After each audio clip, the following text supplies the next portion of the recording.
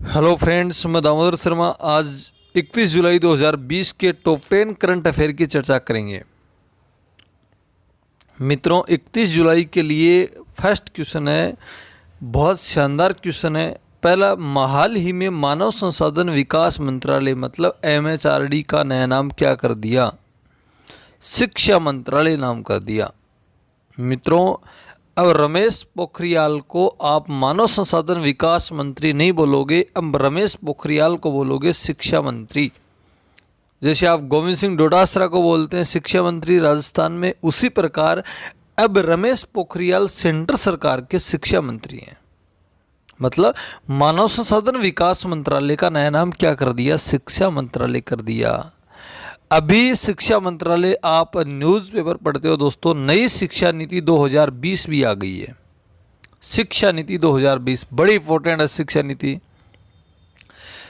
नीति को आप सब पढ़ना, उसकी इंपॉर्टेंट बात आपको मैं बता दूं दोस्तों। अब ये जो बीएड कॉलेज है ना, बीएड कॉलेज वो क्लोज हो रही है इस शिक्षा नीति के द्वारा। आप नॉर्मल कॉलेज से बीएड कर सकोगे, जैसे आप बीए कर रहे हैं उसी कॉलेज से आप बीएड कर सकोगे नॉर्मल तरीके से। दूसरी बात, आप यदि फर्स्ट ईयर में हैं तो वो 4 साल इंटीग्रेटेड बीएड वाला हो जाएगा। यदि आपने ग्रेजुएशन कर ली, एमए कर रहे हो, तो आपकी 2 साल की बीएड हो जाएगी। यदि आपने बीए भी कर ली, एमए भी कर ली, तो आपकी 1 साल में बीएड हो जाएगी।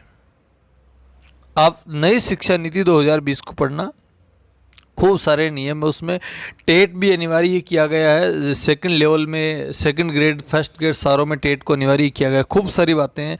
नई शिक्षा नीति 2020 को आप पढ़ना, उसमें से कई क्वेश्चन आपको मिल जाएंगे। शिक्षा मंत्री हैं अभी रमेश पोखरियाल, और मानव संसाधन विकास मंत्रालय का नाम भी क्या कर दिया है? शिक्षा मंत्रालय नाम कर दिया है। अगला, हाल ही में भारत ने किस देश के साथ चिकित्सा और होम्योपैथिक प्रणाली के क्षेत्र में सहयोग पर समझौता किया है? जिम्बाब्वे। भारत और जिम्बाब्वे अफ्रीका महाद्वीप का एक छोटा सा देश है, और इस जिम्बाब्वे के साथ में भारत ने चिकित्सा और होम्योपैथिक प्रणाली के सहयोग पर समझौता किया है। भारत ने चिकित्सा के क्षेत्र में तो उत्तरी कोरिया का भी सहयोग किया है, इधर मालदीव का सहयोग किया है, तो अभी जिम्बाब्वे के साथ भी ये समझौता किया है। जिम्बाब्वे की राजधानी हरारे इसकी राजधानी है। आप तो ये याद रखना नाम, ये कई बार पूछा जाता है, जिम्बाब्वे की राजधानी कौन सी है? हरारे जिम्बाब्वे की राजधानी है। दोस्तों, जब भी आप चर्चा करोगे, जिम्बाब्वे अफ्रीका महाद्वीप का एक छोटा सा देश है, और इस जिम्बाब्वे गरीब राष्ट्र है। वहाँ अफ्रीका महाद्वीप में देश तो हैं, लेकिन वो सारे के सारे कैसे लगते हैं? गरीब राष्ट्र वहाँ पर पड़ते हैं। जिम्बाब्वे के राष्ट्रपति है इमरसन मनांगग्वा है। इमरसन मनांगग्वा जिम्बाब्वे के राष्ट्रपति हैं। अगला है, हाल ही में किस जनरल इंश्योरेंस कंपनी ने बहुत जरूरी है नामक अभियान शुरू किया है? भारत एक्सा नामक एक कंपनी है और उसने शुरू किया है। भारत एक्सा नामक कोई इंश्योरेंस कंपनी है, इन्होंने बहुत जरूरी है नामक अभियान शुरू किया। किस लिए शुरू किया है?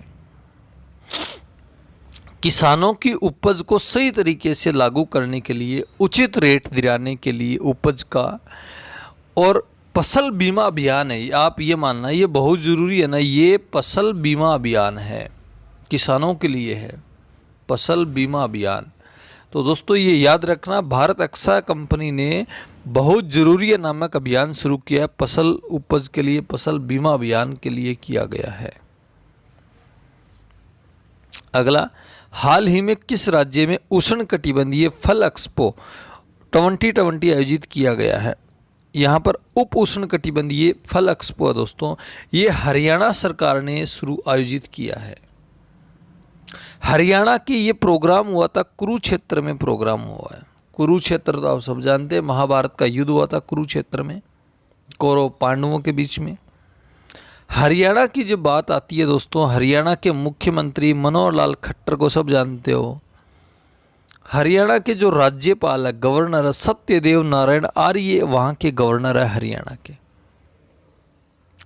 खूब सारी बातें हरियाणा के बारे में मैंने पीछे वीडियो में बताया भी है। हरियाणा में क्या क्या सरकार ने आयोजन किया है, वहाँ पर गौशालाएं खोली जा रही है, खूब सारी प्रोग्राम है हरियाणा के बारे में।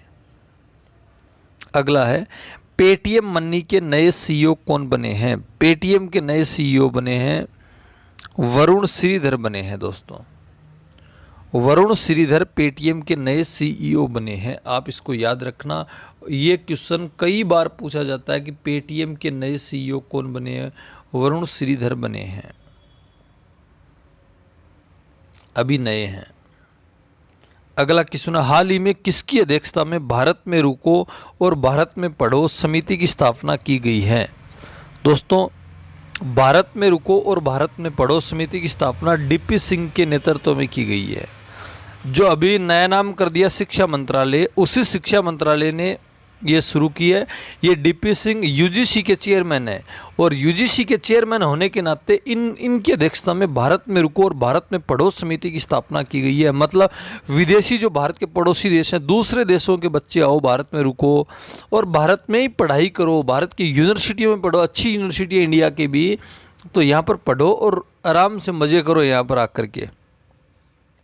तो इस समिति की स्थापना डीपी सिंह के नेतृत्व में की गई है। अच्छी बात है, विदेशी लोग आएंगे तो विदेशी मुद्रा भारत में आएगी और नई एनर्जी मिलेगी, भारत के लोगों को रोजगार मिलेगा। ये समिति अच्छी है। अगला क्वेश्चन है, हाल ही में किसने मेडिकल बेड आइसोलेशन सिस्टम आश्रय विकसित किया है। ये पुणे विश्वविद्यालय ने विकसित किया है दोस्तों।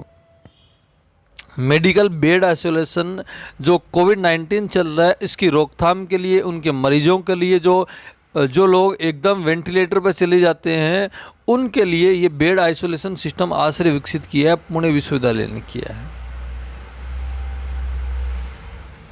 अगला क्वेश्चन है, हाल ही में किस राज्य ने पहली हेलीकॉप्टर सेवा का शुभारंभ किया है।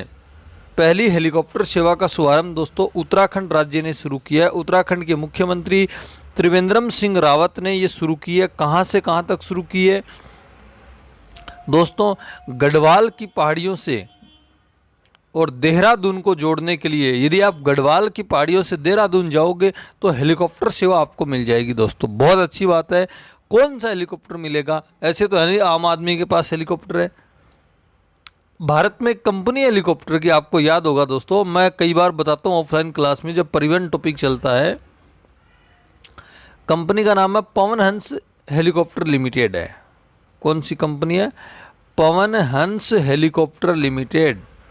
ये भारत की पहली कंपनी है जो आईएसओ के द्वारा प्रमाणित कंपनी है। आईएसओ इंटरनेशनल स्टैंडर्डिज्म ऑर्गेनाइजेशन, मतलब अंतर्राष्ट्रीय मानकीकरण संगठन, आईएसओ के द्वारा प्रमाणित company Pawan Hans helicopter limited है। आप कहीं कहीं पर ऐसे कोड देखते होंगे, आईएसओ 9001, 2015 ऐसे कोड देखते हैं ना दोस्तों, या पहले कोड थे आईएसओ 9001, 2008। ये आईएसओ के द्वारा प्रमाणित कंपनी होती है। ये कोड जिसको मिलते हैं, कई कंपनियां डुप्लीकेट भी बना लेती है, कई डॉक्टर बना लेते हैं आईएसओ 9001, 2008 ऐसे, लेकिन वहाँ उसमें कुछ गलतफहमी आपको मिलेगी। तो ये पवन हंस हेलीकॉप्टर लिमिटेड का हेलीकॉप्टर आपको मिलेगा। जैसे आप वैष्णो देवी जाते हैं या कहीं पर पूर्वोत्तर इंडिया में जाते हैं तो आपको पवन हंस हेलीकॉप्टर का हेलीकॉप्टर मिलता है। या कोई नेता कोई चुनावी अभियान कर रहा है, हेलीकॉप्टर में जाएगा तो वो भी हेलीकॉप्टर खुद का थोड़ी होता है, वो भी किराए पे लेके आता है मार्केट बनाने के लिए। तो वो जब मार्केट बनाएगा तो पवन हंस हेलीकॉप्टर का हेलीकॉप्टर लेके आएगा दोस्तों। तो ये देश की पहली लिमिटेड कंपनी है हेलीकॉप्टर के मामले में। 400 से अधिक इसके पास हेलीकॉप्टर का बेड़ा है पवन हंस हेलीकॉप्टर के पास। ओके, अगला क्वेश्चन है, हाल ही में किस देश ने ऑपरेशन लीजेंड लॉन्च किया है। अमेरिका ने लॉन्च किया दोस्तों। ये श्वेत अश्वेत के कारण जो अमेरिका में युद्ध चल रहा है, अश्वेतों के प्रति जो आदर भाव दिखाया जा रहा है और अश्वेतों के प्रति एक आवाज़ उठाई जा रही है, उसको रोकथाम के लिए अमेरिका सरकार ने ऑपरेशन लीजेंड लॉन्च किया है। अमेरिका की बात करोगे दोस्तों, अमेरिका की खूब सारी बातें मैंने पुराने वीडियो में आपको बताई है। याद रखना दोस्तों, अभी मैंने एक बात बताई थी, भारत और अमेरिका के बीच में नौसेना के बीच में ऑपरेशन हुआ था। आप कमेंट में जवाब देना, भारत और अमेरिका के बीच में अभी कुछ दिन पहले ही हिंद महासागर में अंडमान निकोबार में एक युद्धाभ्यास हुआ था, उसका नाम क्या है?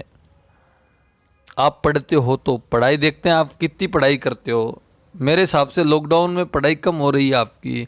एक तो कोविड-19 का डर चल रहा है और अभी कोई भर्ती कोई एग्ज़ाम आ नहीं रही है। मेरे को भी लग रहा है कि 2020 में तो कोई एग्ज़ाम होगी नहीं, 2021 के बाद ही हो सकती है एग्ज़ाम। यदि ये चलता गया यूँ तो कोई एग्ज़ाम नहीं है फरवरी तक। तो दोस्तों, अमेरिका और भारत के बीच में और भी युद्धाभ्यास होते हैं। एक तो वज्र प्रहार युद्धाभ्यास भारत और अमेरिका की सेना के बीच में होता है, एक युद्धाभ्यास ही नाम है उसका, युद्धाभ्यास होता है, खूब सारे होते हैं। अमेरिका के राष्ट्रपति को सब जानते हैं, अमेरिका में चुनाव है नवंबर में, अमेरिका की राजधानी वाशिंगटन भी है, खूब सारी डिटेल है इनके बारे में। अगला क्वेश्चन है, मानव तस्करी के खिलाफ विश्व दिवस कब मनाया जाता है? 30 जुलाई को मानव तस्करी के खिलाफ मनाया जाता है दिवस। क्यों मनाया जाता है? मानव की तस्करी को रोकथाम करने के लिए, मानव की तस्करी, जो तस्करी हुए लोग हैं उनके अधिकारों की रक्षा करने के लिए यूएनओ मनाता है 30 जुलाई को विश्व दिवस मनाता है। बहुत अच्छा गजब क्वेश्चन है। मानव की तस्करी होती है दोस्तों, आपको पता नहीं है, आप थोड़ा डिटेल जाके पढ़ोगे इसकी बातों को तो दुनिया में सब चीज़ें सब काम होते हैं। मतलब भगवान ने दुनिया की सबसे सुंदर चीज़ बनाई थी मानव, और मानव इतना घटिया हो गया आज के टाइम में, तो पता नहीं स्वार्थ इंसान हो गया, इसका पता नहीं चलता कौन मानव है कि नहीं मानव है पशु, पता नहीं चलता आज के टाइम।